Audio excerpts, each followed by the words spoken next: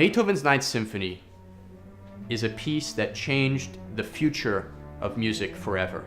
And I don't just mean the future since the time that Beethoven composed the Ninth Symphony. I mean that it continues to change the way that composers write music today.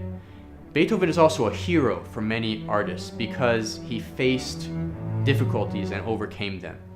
Most famously in 1801, 1802, when he was dealing with his own impending deafness.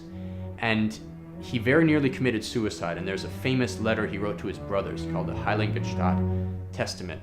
And at one point I was traveling through Europe and I sat in the house where he wrote that testament and tried to imagine what it would be like to be a virtuosic pianist in Vienna in the high point of one's career, composing music for a living and losing your hearing.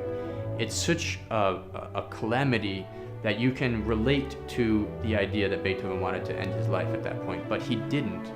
And somehow the music he wrote transcended these hardships in a way that we can all relate to.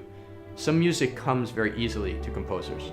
Mozart is famous for writing some of his music at a bar. It just was something he could do hardly without thinking. Now, Mozart worked hard too, but Beethoven, you can sense the struggle in his compositions. You can sense how hard it was for him to compose every bar.